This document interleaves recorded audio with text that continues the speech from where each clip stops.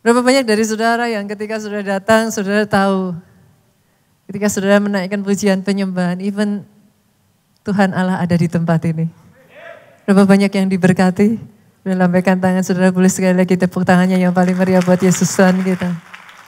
Hari ini saudaraku, saya akan masuk pada bagian yang kedua dari seri firman Open Heaven. Dan pada bagian yang kedua ini saya akan berbicara tentang level up your finance. Bagaimana membawa keuangan saudara mengalami level up. Dan saya akan memulai saudaraku dengan mengatakan ini. Level up your finance, keuangan saudara dibawa mengalami naik level hanya bisa dimulai. Start with your mindset. Hanya bisa dimulai dengan perubahan pola pikir. Kenapa saya mengatakan demikian? Karena hanya ketika saudara punya mindset yang benar tentang keuangan, ini khusus saya berbicara tentang finance ya, Bapak Ibu. Hanya ketika saudara punya mindset yang benar tentang keuangan, barulah setelah itu level up bisa dilakukan. Selama mindsetnya masih salah, maafkan saya kalau terdengar keras saudaraku, mindset yang miskin hanya akan menghasilkan kehidupan yang miskin. Saya tahu perkataan saya ini keras ya, tapi hopefully saudara bisa menangkap apa yang saya maksudkan. Mindset yang miskin hanya akan menghasilkan keuangan yang miskin juga. Kali ini saya akan membawa sampai saudara bisa memahami bahwa your mindset will create your reality. Itu masalahnya. Ada satu ayat ini di dalam Amsal pasal 24 ayatnya yang ke-7 bagian A ini mengatakan satu yang sangat menarik sekali saudaraku. Sebab seperti orang yang membuat perhitungan dalam dirinya sendiri, demikianlah ia. Dalam bahasa Indonesia mungkin it sounds a bit kayak saudara bingung, ini maksudnya apa ya ayat ini. Tapi dalam bahasa Inggrisnya very clear. For as a man thinketh in his heart, so is he. Saudara menemukan sesuatu yang menarik enggak dari perkataan tadi itu? As a man thinketh in his heart, so is he. Ketemu enggak nih? Ada something yang menarik tuh. Namanya orang thinketh, berpikir, biasanya di mana? Pikiran ya? Atau hati? Tapi ayat ini ngomong, as a man thinketh in his heart. Kalau hati biasanya harusnya apa? Feeling dong. Tapi enggak. Jangan-jangan ayat ini salah. As a man thinketh, tapi in his heart. Maksudnya apa ya? Kita harus ngerti dulu. Saudara pernah enggak?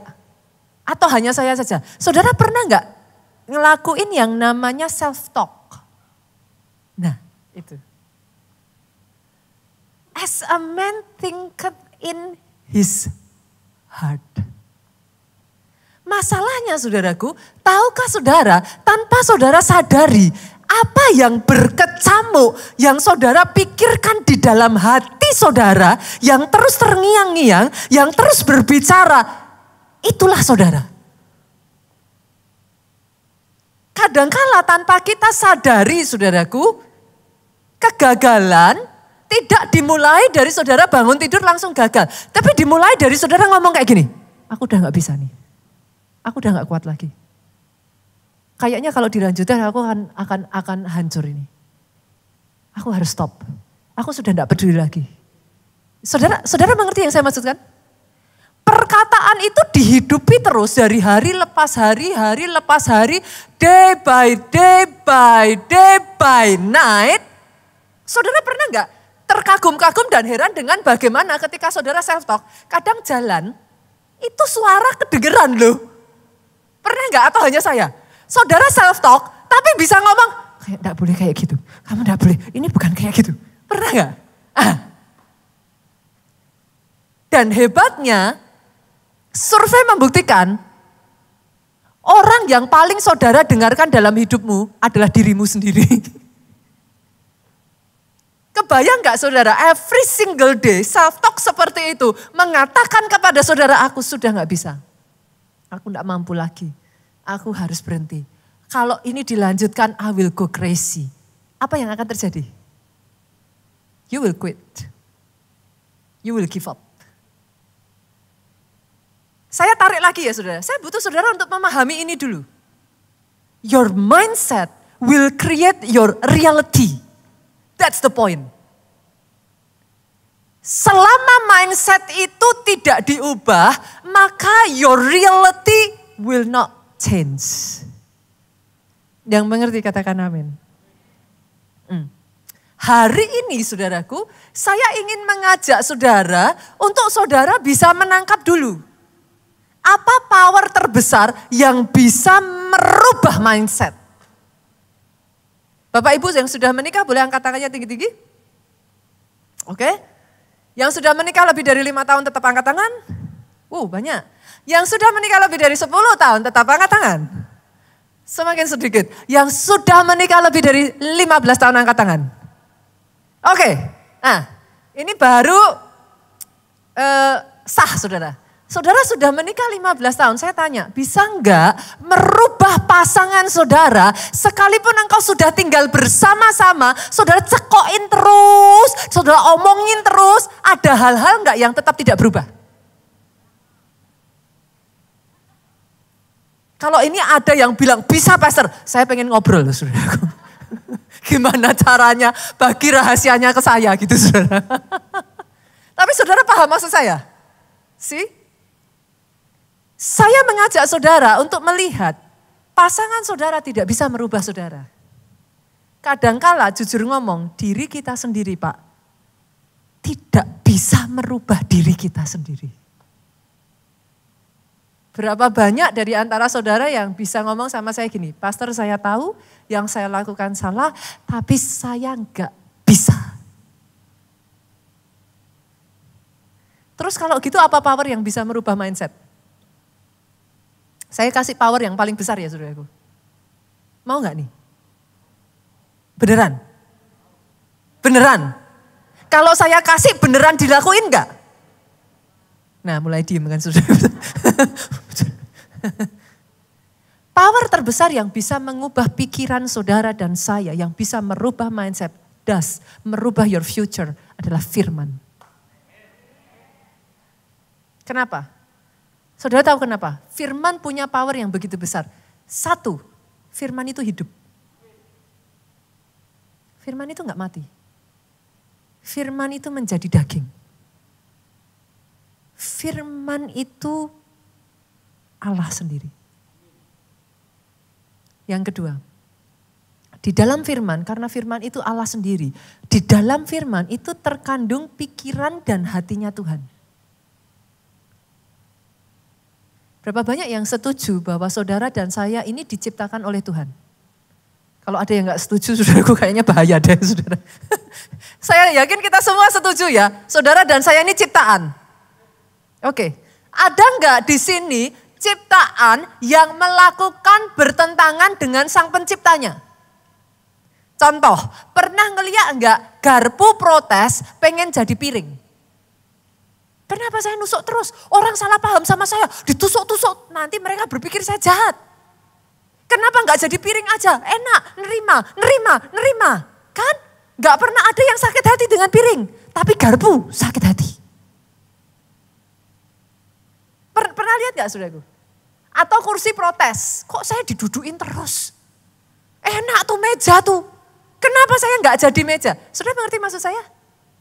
A creation will follow the creator. Ciptaan ini diciptakan sesuai dengan sang pencipta kan? Kenapa firman punya power yang besar? Karena di dalam firman ada blueprint sejati seperti apa Tuhan mau engkau jadi.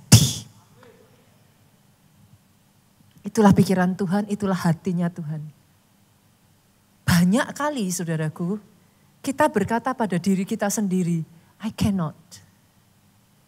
Saya enggak bisa, Pastor. Orang kayak saya ini dari latar belakang keluarga saya, bisa apa saya?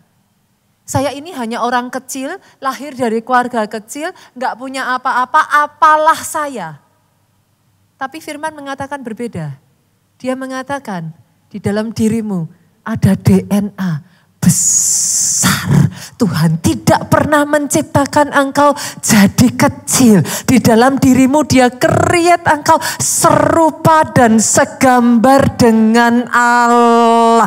Satu demi satu yang tadinya engkau ngomong aku enggak bisa. Firman ngomong sebab bagi Allah tidak ada yang mustahil. Jalan lagi kau ngomong enggak, tapi tetap enggak bisa. Firman ngomong lagi bukan hanya bagi Allah, bagi orang percaya tidak ada yang mustahil. Make sense, saudaraku? Make sense ya? Itu sebabnya nanti di rumah pulang dari ibadah seperti ini, biasanya saudara akan ngalami kayak gini. Pada saat ibadah, saudara amin. Sampai rumah hari Senin, Selasa, Rabu, Kamis, Jumat, saudara gini, kayaknya enggak bisa. Nanti minggunya saudara ke gereja lagi, saudara dengar khotbah, apalagi pendetanya semangat. Saudara langsung bilang, yes, amin. Belum sampai Selasa, saudara, baru Senin, saudara udah kayaknya enggak bisa. Kalau itu terjadi, come on, jangan menyerah. Itu yang namanya proses sedang berjalan. Installing softwarenya sampai masuk. Tapi yang namanya manusia, kalau saudara nggak hati-hati, engkau hidup kan di dunia toh. Saudara berinteraksi dengan makhluk dunia atau makhluk surga? Kan bahaya saudara kalau saudara berinteraksinya nanti dengan malaikat, dengan makhluk surga, kan saya juga pusing saudara. Selama saudara masih ada di bumi kan saudara berinteraksi kiri kanan, coba dilihat kakinya masih napa kan? Ya sudah saudaraku. Tanpa saudara sadari, kalau nggak hati-hati, you start to adapt, mengambil value-value yang ada di dunia ini. Value dunia mengatakan, dunia ini bulat, akan berputar. Sebentar kau di atas, nanti di bawah. Nah ini ada sebagian langsung gini. Tapi sebagian, firman ngomong, engkau kepala dan bukan ekor. Engkau akan di atas dan terus naik. So what should I do, Pastor? Kalau saya mau mindset saya terus diperbaharui, saya terus mau ngalami pembaharuan pikiran, what should I do? Senggol kiri kanan, gak ada cara lain. Saudara sudah hafal lah? Apa? Nah, baca Alkitab. Kenapa? Nanti pada saat hari Minggu, saudara amin. Senin, Selasa, Rabu, Kamis, Jumat di mana saudara goyah. Mau amin atau mau aman gitu kan saudaraku. Ketika saudara masukkan itu, terus saudara brainwash, firman itu masuk. Nanti firman akan memerangi semua perkataan-perkataan yang dari dunia ini. Firman akan berkata enggak, bisa, bersama Tuhan bisa. Allah turut bekerja dalam segala perkara mendatangkan. Itu firman, percaya enggak percaya? Saudara pernah ngalami enggak? Di momen-momen tertentu dia berbicara. Kalau dia mati, sekali saudara dengar, that's it. Karena dia hidup. Dia bisa ngomong, dia bisa menuntun engkau, dia bisa terus berbicara dan ikut campur dalam kehidupanmu. Sampai di sini saudaraku, sepakat ya? Level up, starting dengan transformasi pikiran. Oke? Sampai di situ dulu saudaraku, saya akan bawa saudara yang berikutnya lagi, boleh nggak nih? Boleh ya? 5 alasan kenapa transformasi pikiran itu harus saudara punyai gitu. Jadi saya akan membagikan kepada saudara 5 hal yang harus ditransformasikan. Harus diubah. Understanding ini harus dapat dulu. Yang pertama, saudara, 5 hal ya. Yang pertama, simple. Sesuatu itu sampai terjadi, sampai menjadi kenyataan, itu dibutuhkan 2 kali dibangun. Kapan, Pastor?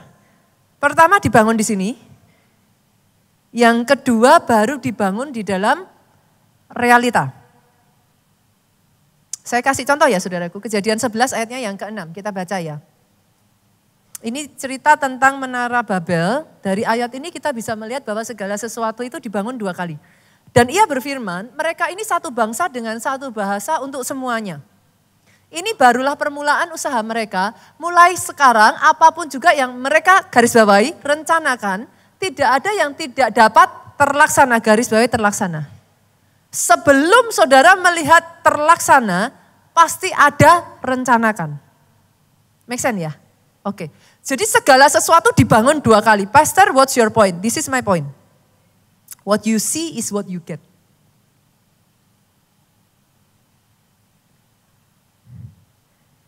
Hanya ketika saudara bisa melihat, barulah saudara bisa mendapatkan. Saya kasih contoh ya, saudaraku. Ada salah satu tokoh di dalam pergerakan gereja, histori gereja yang sangat menginspirasi saya, namanya adalah Pastor Yonggi Cho. Jauh sebelum saya mengenal Nigeria, South Korea was the home of the greatest church in the world. Jadi sebelum saya mengenal Nigeria, saudaraku, saudara harus tahu bahwa gereja terbesar di dunia itu ada di Korea Selatan. Dipimpin oleh seorang gembala sidang yang bernama Pastor Yonggi Cho ini. Amazingnya dari orang ini adalah orang yang, dia bukan orang yang spesial saudaraku. Dia adalah seorang yang pernah divonis mati, seorang yang sudah tidak punya pengharapan karena dia terkena TBC pada saat itu saudaraku, dan seharusnya dia sudah jauh-jauh waktu meninggal saudara. Tapi kalau ada satu hal yang amazing sekali dari Pastor Yonggi Cho saudaraku, dia punya visi dan iman yang besar. Pastor Yonggi Cho ini menjadi salah satu role model dari gembala senior saudara, yaitu Pastor Obaja. Dia menjaga hidupnya tetap benar sampai akhir, saudaraku. Dia menutup hidupnya dan nama Tuhan dipermuliakan. Dia adalah seorang yang mempercayai bahwa Tuhannya selalu punya rencana yang besar.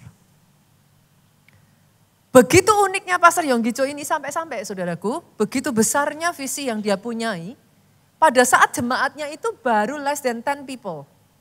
Kurang dari 10 itu kalau saya kumpulin, 1 maaf ya Pak, 2, 3, 4, 5, 6, 7, 8, 9, 10. Atau saya ambil di tengah-tengah. Ini 10 saya kumpulin jadi 1 ya.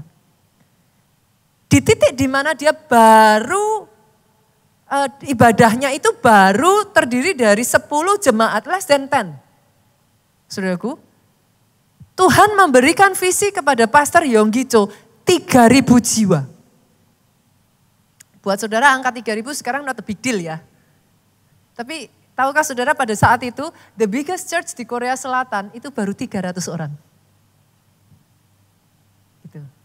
Jadi Pastor Cho di saat jemaat baru 10 orang, dia diberi Tuhan visi 3.000. Begitu rupa dia menghidupi visinya, saudara lihat ini. As a man thinketh in his heart, so is he. Begitu dia menghidupi visi itu, saudaraku, di setiap kali khotbah, dia menganggap dia tidak khotbah di depan 10 orang. Alhasil, waktu dia khotbah, dia teriak-teriak, saudara. Amin!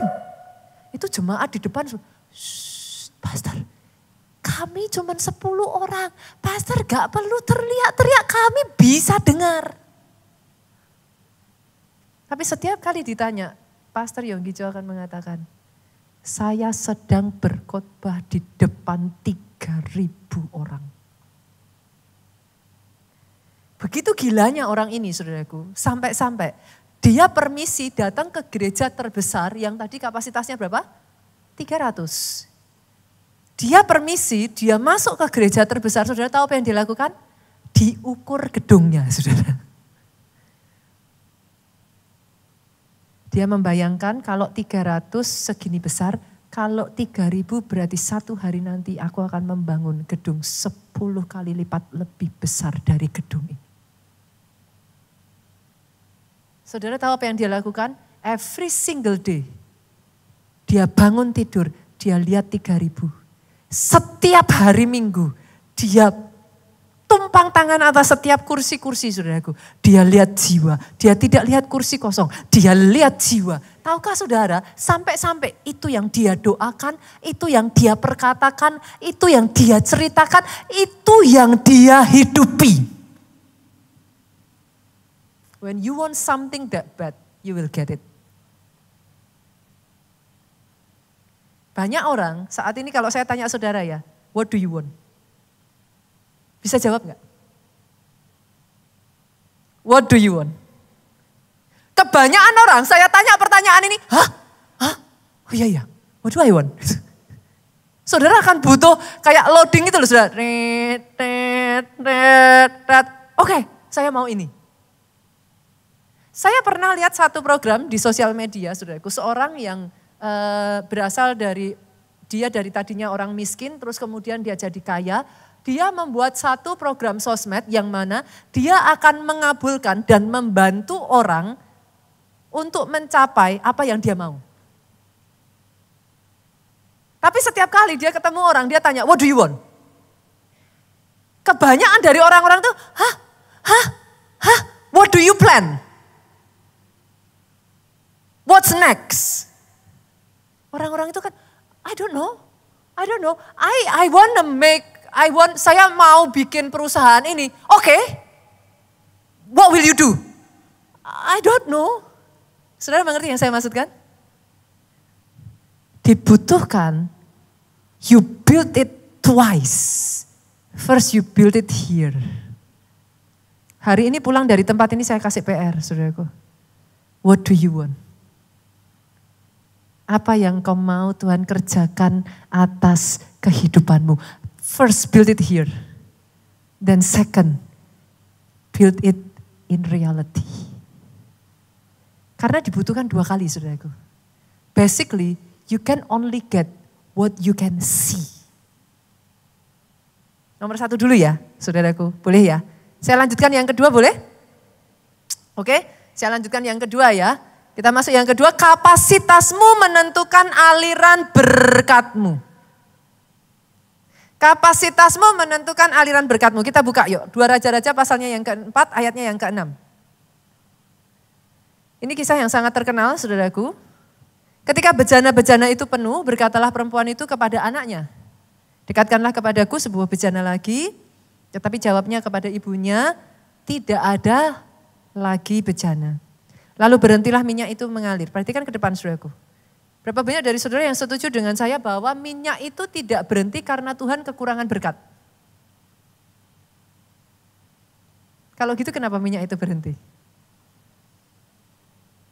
Tidak ada lagi bejana. Yang saya tahu, Tuhanmu tidak kurang berkatnya. Saya tambah lagi boleh? Tuhanmu tidak kurang cara untuk memberkati engkau. Saya tambah lagi supaya semakin seru. Tuhan yang saudara dan saya kenal bukan Tuhan yang pelit. Dia Tuhan yang memberikan anaknya yang tunggal kepada saudara dan saya. Dia bukan Tuhan yang pelit. Tapi seberapa bejananya menentukan apakah akan mengalir terus minyaknya. Oke? Kapasitas. Kalau sudah tidak ada lagi kapasitas, minyak tidak akan bisa mengalir. Saya kasih perumpamaan yang simpel aja boleh Bapak Ibu. Kalau nanti saudara keluar dari tempat ini, let's say hujan, deras. Saya tanya nih, menurut saudara hujan deras berarti airnya banyak enggak? Bisa enggak air yang banyak itu saudara bawa pulang? Ada yang gini? Bisa enggak? Ada yang gini? Yang bilang bisa gimana Bu? Bawa botol, pakai tangan, seberapa saudara bisa bawa air hujan itu pulang? Let's say saya ganti deh, ini semua gak tertarik kalau air hujan. Saya ganti hujan emas. Ini tiba-tiba, Kalau saudara keluar and then hujan emas. Oke, emas sekarang 1 kilo, 1,5 M. Saudara. Tertarik saudara? Mulai tertarik, oke. Seberapa kira-kira hujannya deres nih, hujan emasnya deres. Saudara bisa bawa pulang gak? Oh, mulai hidup kan saudara kalau hujan emas? Bisa dibawa pulang? Oke.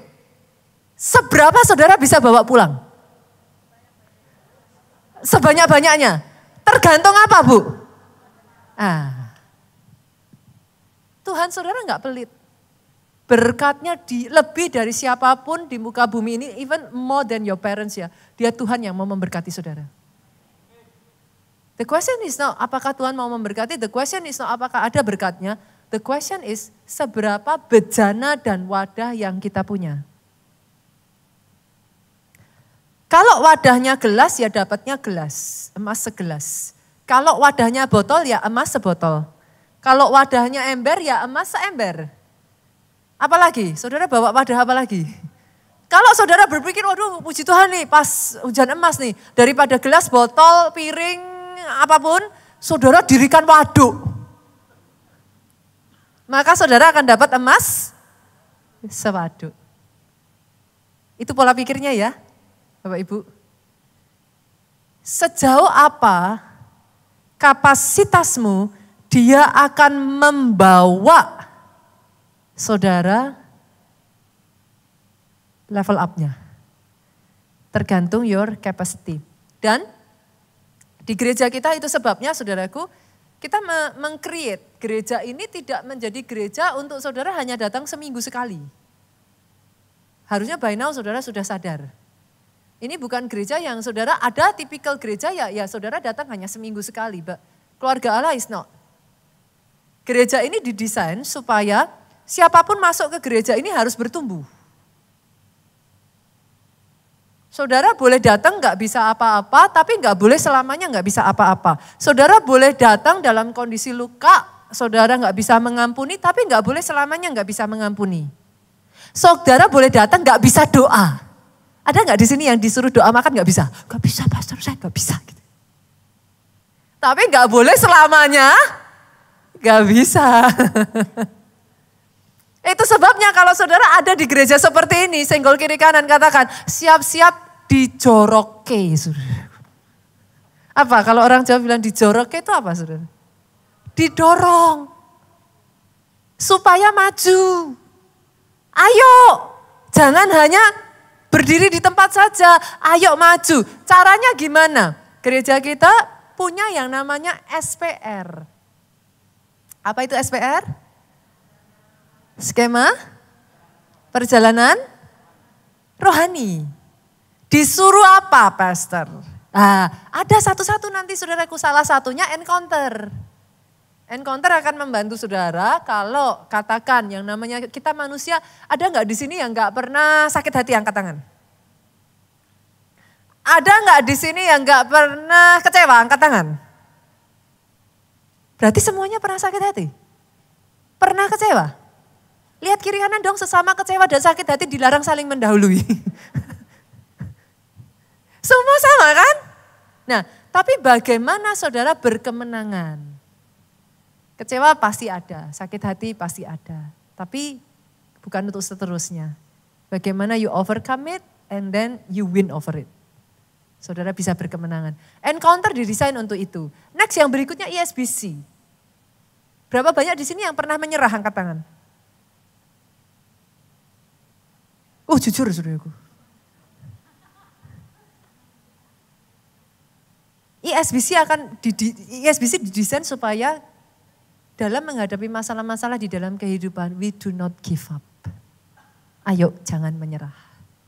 Intinya saudaraku, this is a church where saudara ini diajak yuk sama-sama bertumbuh. Kenapa? Saya akan bawa saudara ke poin yang berikutnya. Poin yang ketiga, Setiap level punya ujiannya masing-masing.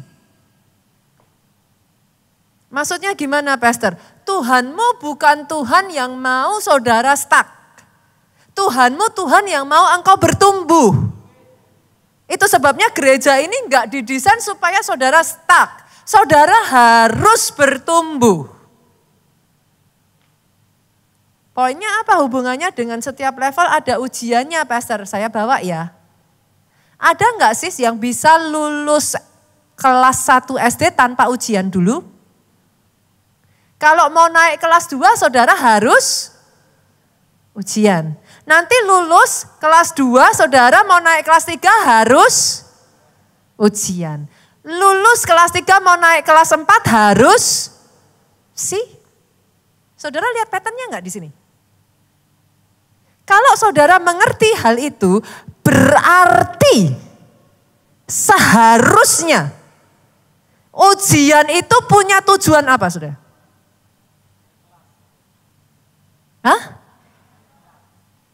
Mempersiapkan saudara siap untuk naik level.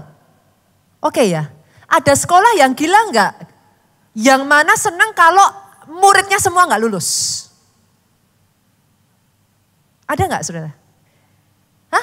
Ada enggak sekolah yang gurunya justru yes, muridnya enggak bisa jawab pertanyaan? Ada enggak? No, enggak ada. Artinya ujian tidak diperuntukkan supaya saudara hancur. Yang sepakat katakan amin. Ujian tidak untuk menjatuhkan saudara. Ujian mempersiapkan saudara supaya naik level. Kalau saudara sudah punya mindset seperti itu, harusnya pada saat ujian datang apa yang saudara lakukan? Yes. Loh, berarti kan habis itu naik level. Kok tiba-tiba semua gini ya? Saudara mengerti maksud saya? Kalau kita tidak punya mindset yang benar, setiap kali ujian datang kita lari. Nggak mau ujian. Tapi kalau saudara tahu, setelah ujian, saudara naik kelas, saudara naik level, tambah-tambah lagi anugerah Tuhan, tambah-tambah lagi berkatnya. Saya tanya, dihadapi nggak ujian? Hadapin. Doa saya sejak dari hari ini, mindset saudara benar. Sejak dari hari ini tidak ada satupun yang di tempat ini stagnan. Setiap ujian mundur, setiap ujian lari. Tapi sejak dari hari ini, yang baby naik jadi toddler. Toddler naik jadi teenage. Teenage remaja naik jadi youth. Youth akhirnya jadi dewasa. Semuanya dewasa, dewasa, dewasa, dewasa, rohani. Sepakat? Oke. Ujian selalu, setiap level itu punya ujiannya. Jangan pernah menghindari ujian. Come on. Besi menajamkan besi, manusia menajamkan sesamanya. Bukan untuk menghancurkan saudara. Sama seperti Yusuf saya berdoa sampai satu kali nanti saudara bisa berkata, manusia mereka-rekakan yang jahat. Tapi Tuhanku mereka-rekakannya untuk kebaikan. Aminnya boleh yang paling keras, tepuk tangannya boleh yang paling meriah buat Yesus Tuhan kita. Yang keempat saudaraku. Kalau tadi kita sudah belajar, setiap level ada ujiannya. Jangan dihindari, ayo justru bersuka cita ketika ujian itu datang. Yang keempat saudaraku, jangan pernah membandingkan proses Anda dengan orang lain. Setiap orang punya prosesnya masing-masing. Saya kasih contoh simpel saudara. Kalau saudara melihat pelari itu lari, ada enggak pelari lah, loh, dia sudah di sana, loh, yang itu sudah di sana. Pernah lihat pelari kayak gitu enggak sudah? Enggak. Kalau pelari mau cepat larinya, mau cepat sampai, apa yang harus dia lakukan? Fokus ke mana? Fokus lihat kiri kanan? Loh, saya tertinggal. Loh, dia kok sudah dibawa Tuhan ke sana. Loh, saya masih di sini. Fokus ke mana? Fokus ke depan. Kalau fokus ke depan, fokus ke pantatnya temennya. Loh, selalu lihat aja, loh dia sudah ini, sayanya masih tertinggal. Fokus ke mana? Garis finish. Hari ini saya berdoa ya saudaraku, saudara bisa see the right perspective gitu. See the right mindset. Jangan pernah compare diri saudara dengan orang lain. Masing-masing dari kita punya pertandingan kita masing-masing. Saudara mungkin menginginkan punya orang lain ya, tapi sadarkah saudara? Ada yang kau miliki yang diinginkan orang lain loh. Sama seperti kau mungkin gak bisa mendapatkan punya orang lain. Tapi tahukah saudara, kalau itu sudah jadi berkatmu, orang lain mau ambil pun tidak akan bisa. Jangan pernah membandingkan diri. Proses satu orang dengan proses orang lain berbeda. Number one, yang pertama, kalau saudara sudah tahu prosesnya beda, boleh yang nomor satu, jangan jadi orang Kristen cepat menghakimi ya. Sepakat? Saudara nggak tahu kok apa yang dilalui orang lain. Kalau saudara nggak tahu, serahkan aja pada yang tahu. Jangan menghakimi. Karena firman Tuhan mengatakan, sebagaimana engkau menghakimi, engkau akan dihakimi. Jadi serahkan.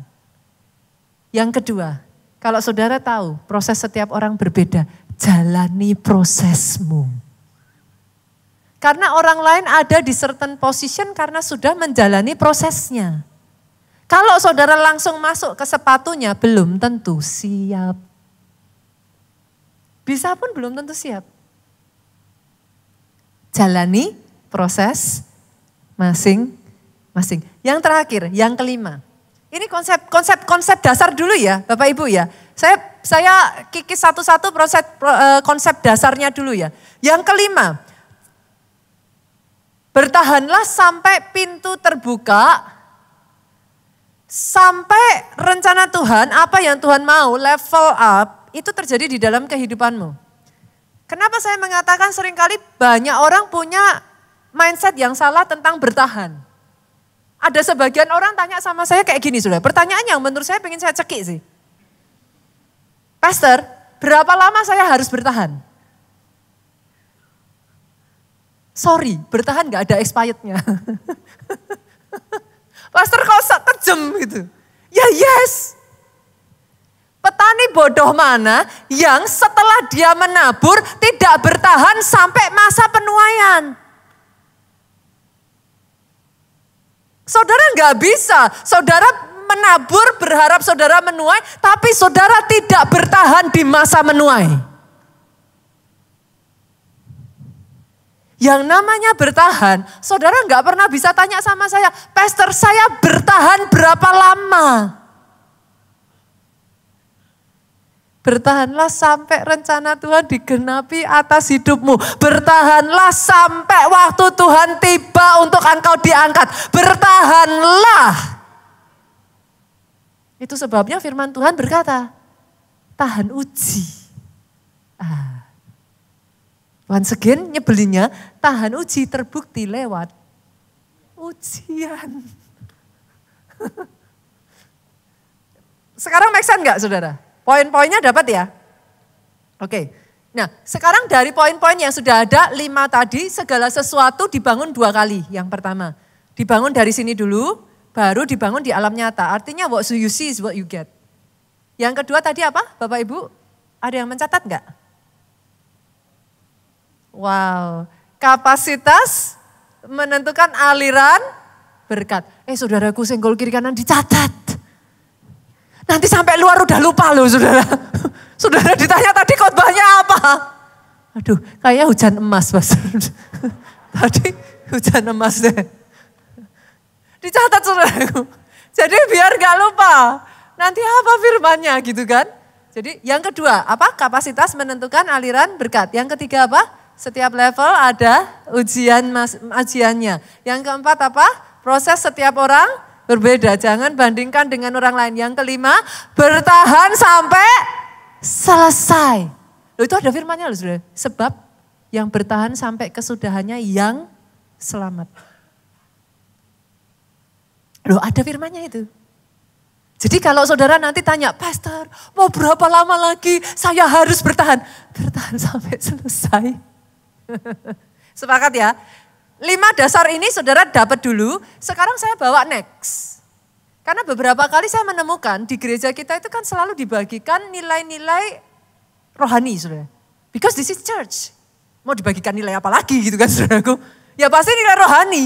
Tapi seringkali saya menemukan ada orang-orang yang setelah dengar itu masih gini, terus saya harus apa ya, pastor? Saya jadi ikut pusing, saudara. Hah? Harus apa ya? Tadi kayaknya sudah dibagiin gitu kan. Nah, saya hari ini akan mencoba, saudara, khususnya di bulan Februari ini, kita akan mencoba untuk menambahkan kepada setiap jemaat ini financial wise. Karena ini sedang berbicara tentang financial, open heaven. Basically berbicara tentang langit terbuka, berbicara tentang financial. Saya akan menambahkan, boleh nggak nilai-nilai financial, hopefully tidak terlalu duniawi. Nanti ada yang tanya, Bu Nita kok bagiinnya kok ini? Kan di gereja gitu kan. Nah, karena saya ingin memperlengkapi juga supaya secara sisi rohani kuat, tetapi pemahaman keuangan juga harus kuat. Boleh ya? Saya bagi menjadi 2, saudaraku. Yang pertama adalah buat saudara yang saudara bekerja di bawah orang lain. Berarti dalam hal ini mungkin saudara profesional, mungkin saudara seorang karyawan, apapun itu, saudara bekerja di bawah orang lain. Itu yang pertama. Yang kedua, saudara running your own business. Saudara punya bisnis usaha saudara sendiri. Saya sering ditanya, mana lebih baik, pastor? Mana lebih baik? Karena seringkali kalau saudara nggak hati-hati, sosmed selalu mengatakan loh saudaraku, wah kamu harus bekerja sendiri. Jangan bekerja di bawah orang lain. Nanti dulu saudara. Menurut saya, dua-duanya sama-sama baik. Kenapa saya katakan demikian? Kalau memang saudara punya kemampuannya untuk bekerja sendiri, that's good. Tapi harus disadari juga loh saudaraku, seorang bisnismen punya resiko yang jauh lebih besar. Banyak orang mau hanya berkatnya, nggak mau tanggung jawabnya. Sebaliknya saya melihat orang-orang tertentu juga ya saudara, ketika dia bekerja sendiri justru malah nggak bisa. Apakah itu berarti dia kalah baik? Enggak. Everybody wired differently. Setiap orang beda. Saudara nggak bisa ngomong bahwa, oh berarti kamu lebih lemah. Oh berarti kamu kalah hebat. Nggak bisa. Saya melihat ketika dia bekerja sendiri malah hancur. Ketika dia bekerja di bawah orang lain justru naik, melejit dan prestasinya hebat. Make sense Bapak Ibu? Oke.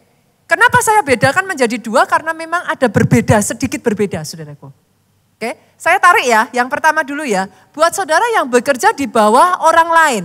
Maka yang pertama, prinsip yang pertama yang harus saudara pegang. Kuasai pekerjaan saudara dengan sungguh-sungguh. By this time, saya sedang berbicara, let's say saudara adalah orang dengan gaji UMR. Saya terlalu ini gak saudara ngomong seperti ini? It's okay kan? Oke ya, hopefully nanti saudara dapat mappingnya, petanya. Kalau saudara adalah seseorang yang bekerja dalam standar UMR, kita udah masuk nih di sini nih. Oke? Kalau saudara bilang sama saya, pastor, kalau enggak, saya belum punya pekerjaan gimana? Kembali ke minggu depan. Kembali ke minggu lalu saudaraku. Senggol kiri kanan harus kerja. Itu firman Tuhan minggu lalu. Sepakat ya? Ini minggu ini saya berharap sudah dibawa maju. Jadi in case ada di antara saudara yang saudara masih ngomongnya, aduh pastor saya belum punya penghasilan.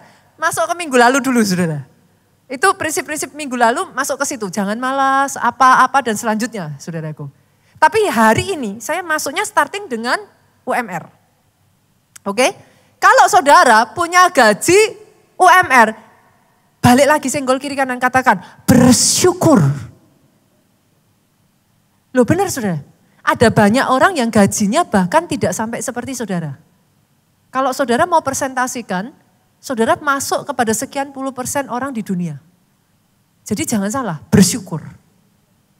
Dimulai dari ketika saudara ada digaji di titik UMR, apa yang harus saudara lakukan? Kuasai pekerjaan saudara secepat mungkin. Ini ya bagi saudara yang bekerja di bawah orang lain ya. Kuasai pekerjaan saudara secepat mungkin dan pastikan saudaraku, jadikan tempat saudara bekerja sebagai sekolah saudara. Belajar secepat mungkin, pahami secepat mungkin. Dan di momen yang seperti ini saudaraku, di momen ketika saudara ada di posisi di mana saudara ada di bawah orang lain, justru momen ketika saudara masih di UMR itu buat saya sesederhana gini, saudara masih pemula. Itu adalah momen saudara membangun reputasi. Jadi ini momen yang paling tepat, setiap kali saudara diberikan kepercayaan, kerjakan sebagus mungkin. Itu momen di mana saudara nggak boleh gini, saudara sudah pemula, masih saudara ngomong, ya gaji kecil mintanya besar. Terus mau dapat apa saudara? Saudara mengerti maksud saya? Justru di momen pemula, ketika orang yang ada di atas saudara, supervisor saudara, leader saudara, memberikan tugas, pastikan, lakukan lebih dari yang di-expect, yang diharapkan. Kenapa? Karena setiap kali leader saudara mau kasih kepercayaan, bahkan di titik ini saudaraku, jadilah proaktif. Jangan jadi orang yang kalau enggak disuruh sembunyi. Besok waktu naik gaji juga saudara sembunyi. Make sense? Oke. Ketika saudara proaktif, setiap kali reputasi saudara sudah terbangun, orang ngomongnya apa? Leader di atas saudara, antar leader ngomongnya apa? Kasih kepercayaan sama ini aja. Kalau dipercayai selalu beres. Besok-besok lagi ada pekerjaan dipercayakan ke siapa? Saudara. Apa yang terjadi?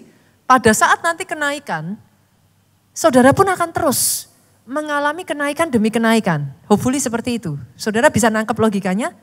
Make sense ya? Oke. Sampai di satu titik, nanti saudara terus berkembang. Yang kedua, poin kedua, investlah pada diri saudara sendiri. Artinya apa? Dari jumlah yang saudara terima, jangan dihabiskan. Banyak orang posisinya masih pemula, jumlah yang diterima seberapapun habis. Gak bisa saudaraku. Ini adalah momen yang sangat baik untuk saudara mendisiplin diri. Ingat satu hal ini, everything start small. Pohon sebesar apapun dia mulai dari biji. Everything start small.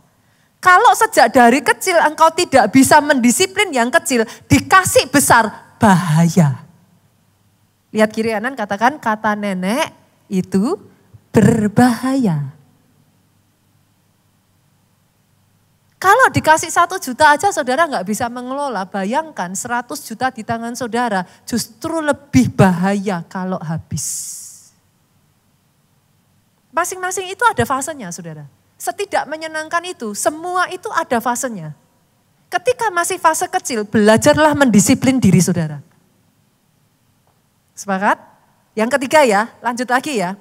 Kalau saudara sudah terus, saudara bisa mempertahankan nih dengan gaji yang Tuhan berikan seberapa, saudara bisa hidup dengan gaji itu. Saudara sudah siap untuk masuk yang ketiga. Yang ketiga apa? Kelola keuangan dengan bijak. Kenapa? Karena di momen ini saya berharapnya saudara dari UMR sudah naik dong.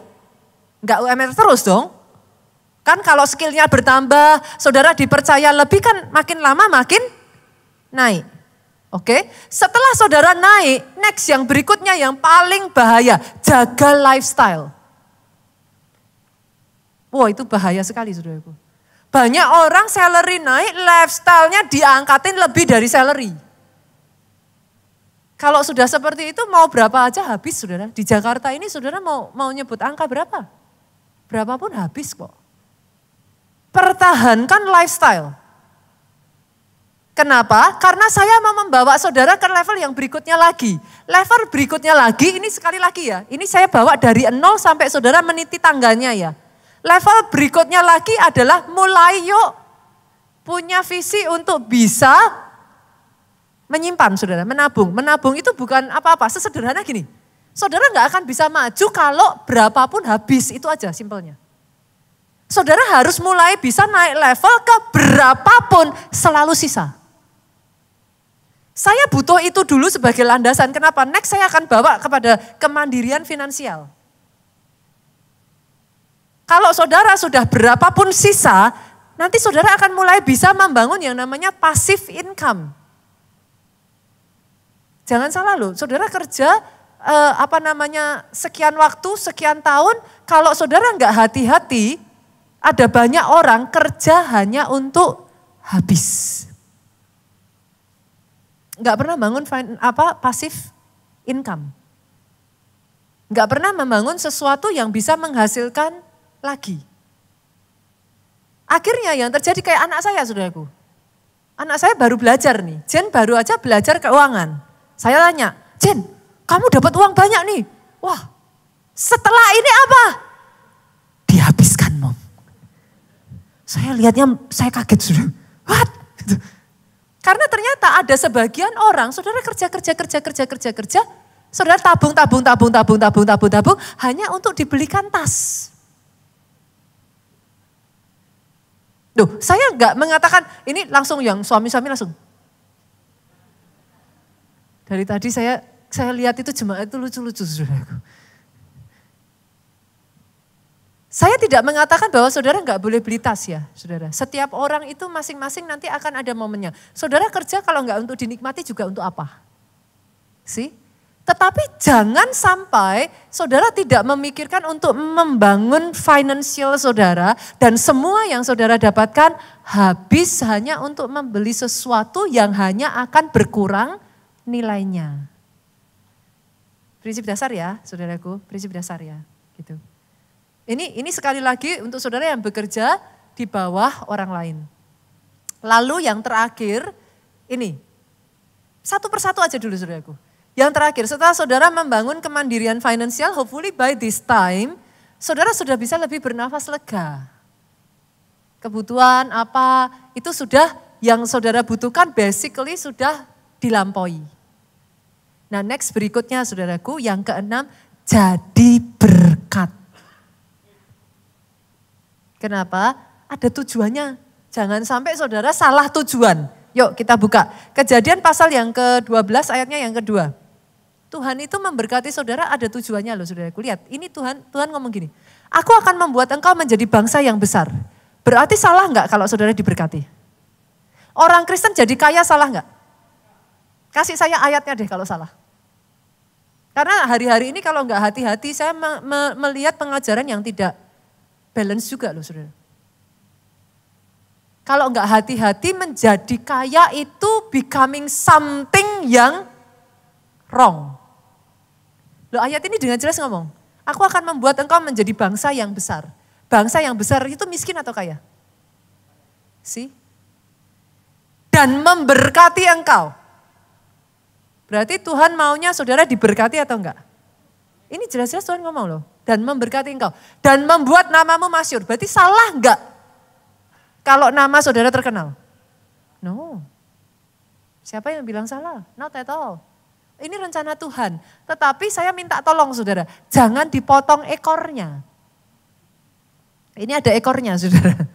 Ayatnya belum selesai. Dan engkau akan menjadi berkat.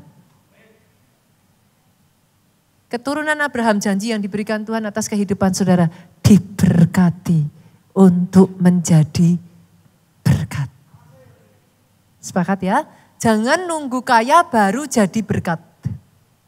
Seberapapun bisa jadi berkat. Yuk, sekarang ini untuk yang saudara bekerja di bawah orang lain. Next buat saudara yang running your own business, saudaraku. Yang pertama, Boleh nggak sih? Jangan memulai coba-coba, punyai visi yang benar dan visi yang besar. Punyai visi yang benar, visi yang besar. Jangan hanya buka usaha supaya apa? Supaya bisa hidup. Enggak, saudara. Punya visi yang besar. Yang kedua, yuk temukan masalah untuk dipecahkan. Jangan hanya jual, hanya demi jual, saudaraku. Tapi apa keresahan masyarakat apa? Gojek itu terbangun, saudaraku, dari beberapa keresahan masyarakat. Salah satunya Jakarta ini kota yang sangat besar. Jarak satu tempat dengan tempat lain itu jauh. Yang kedua, Jakarta ini kotanya macet. Bagaimana saudara bisa ada di satu tempat tapi dengan waktu yang terbatas bisa menyelesaikan banyak kebutuhan. Terciptalah Gojek. Tidak heran sampai detik hari ini ada di sini yang bukan pengguna Gojek ataupun Grab atau apapun lah namanya, saya tidak endorse saudaraku. Kenapa saudara masih pakai sampai detik hari ini? Because you need it. Itu adalah keresahan masyarakat yang terjawab. Ciptakan sesuatu, jangan hanya, oh saya mau bikin toko roti, pastor. Kenapa? Ya saya suka aja. No. Ciptakan sesuatu dari sebuah keresahan. Ciptakan sesuatu dari sebuah kebutuhan. Apa sih yang dicari orang? Orang butuh apa sih sekarang ini? Cek gitu saudaraku. Dan cari jawaban untuk mereka. Yang ketiga, fokus pada pembelajaran cepat. Maksudnya pembelajaran cepat bagaimana? Mulai kecil, eksekusi cepat. Jangan nunggu sempurna dulu baru mulai. Banyak pengusaha mau bikin bisnis, saya tanya. Loh katanya sudah mau bikin, gimana? Ah belum pasar, belum, saya belum siap. Tahun depan saya tanyain lagi, loh gimana? Jadinya gimana? Belum pastor, saya masih jauh pastor, masih persiapan ini kita masih ini itu dan lain sebagainya. Oke. Tahun depan saya tanyain lagi, sudah belum? Belum pastor, saya masih belum siap. Mau sampai kapan saudara? Start small, it's okay if it's not perfect. Mulai. Dari situ saudara bisa mengevaluasi, saudara bangun, saudara mulai satu demi satu disempurnakan. Yang keempat, jangan mau jadi Superman. Superman hanya tokoh dongeng, saudaraku, tokoh apa? Komik. Jangan mau jadi Superman. Maksudnya bagaimana? Bangun tim yang hebat, bangun tim yang kuat. Zaman sekarang ini kalau saudara nggak punya tim, semua serba buka toko. Pastor, hanya saya yang bisa jaga tokonya. Jualan, pastor, hanya saya yang tahu tempatnya. Nanti berikutnya lagi, mau bangun lagi, pastor, hanya saya yang bisa. Ya nggak akan bisa berkembang saudaraku. Saudara harus punya tim, harus teamwork. Gitu. Yang kelima yuk, gunakan teknologi untuk skalabilitas. Maksudnya gimana? Zaman sekarang ini revolusi teknologi menurut saya saudara. Mau nggak mau kalau saudara skalanya mau lebih besar ya teknologi harus diikut sertakan. Harus terbiasa saudaraku, kalau saudara ngomong, tapi saya nggak tahu pastor, tapi saya gaptek pastor. Saat ini sangat banyak perusahaan besar saudaraku, bahkan universitas-universitas besar saudara seperti Harvard, Oxford, Stanford. Mereka memberikan pengetahuan-pengetahuan ataupun pelajaran-pelajaran gratis tentang teknologi. Ya sekarang mau nggak mau ya saudaraku, ya harus belajar AI. Mau nggak mau saudara harus satu persatu bisa menguasai. Karena ini perkembangan udah sangat cepat sekali saudaraku. Kalau saudara nggak menguasai semuanya itu, sehebat apapun akan tertinggal loh. At least kalau saudara tidak bisa, cari cara ada orang yang bisa untuk mengajari saudara. Dan akhirnya saudara merevolusi juga pekerjaan yang saudara lakukan gitu. Dan yang terakhir saudara, saya akan tutup dengan ini, yang terakhir. Bangun jaringan yang kuat. Minggu lalu kita sudah belajar mengenai hal ini ya, saya rasa ya sudah. Masih ingat kisah dari orang lumpuh di pinggir kolam Bethesda? Ternyata minggu lalu kita menemukan loh, dia tetap lumpuh karena apa? Dengan bahasa kerennya nggak ada koneksi loh saudara. Alkitab mencatat karena tidak ada seorang pun yang menolong dia. Kalau di zaman sekarang ya nggak ada koneksi. Masalahnya ada banyak orang yang disuruh membangun koneksi tapi saudara enggan, saudara malu, saudara terlalu ini gitu. Gak bisa. Sekarang ini zaman networking saudara. Justru bangun, nanti saudara dengarkan kesaksian yang setelah firman. Justru networking itu membuat jauh lebih besar lagi. Berapa banyak yang mau di 2025 ini saudara menyaksikan. Ini jadi 1 tahun yang spesial di mana saudara melihat level up justru terjadi di momen yang tidak saudara pikirkan. Ketika satu demi satu mindset diperbaiki, satu demi satu saudara mulai lakukan, kerjakan itu dengan setia. Saya to be honest ya saudaraku, I'm excited. Saya sangat excited. Saya percaya dan saya pegang firman Tuhan, kebenaran firman ini. Berjalan melalui air dan tidak dihanyutkan. Berjalan melalui api tapi tidak dihanguskan. Saya excited to see apa yang Tuhan akan kerjakan di tahun ini. Saya setuju dari sebagian hamba Tuhan yang mengatakan this will be a landmark year. Ini tahun yang tidak akan terlupakan gitu. It's a landmark year gitu. 1 tahun yang can be amazing. Tapi yang saya percaya, saya akan melihat the miracle worker mengerjakan dengan cara yang ajaib. Bangkit berdiri jemaat Tuhan. Membelah laut yang teduhkan badai, yang mustahil pun terjadi karena kuasa-Mu yang pegang hidupku, yang buka jalan bagiku.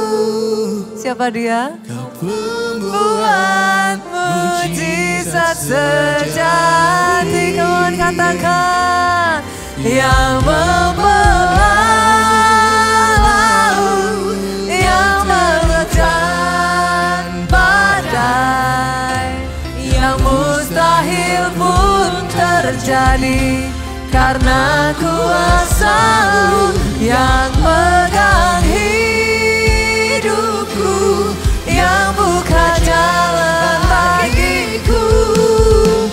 Apa buat mujizat sejati. Yang terakhir saudara katakan, yang membelah laut, yang teduhkan. I will see it Lord. Sebab roh Allah Tuhan Allah ada padaku.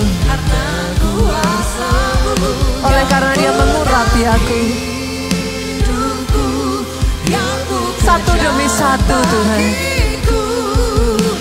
Apa buat mujizat sejati yang pegang hidupku, yang buka jalan bagiku. Kau membuat mujizat sejati yang pegang hidupku, yang buka jalan bagiku. Sama-sama katakan, Kau membuat mujizat sejati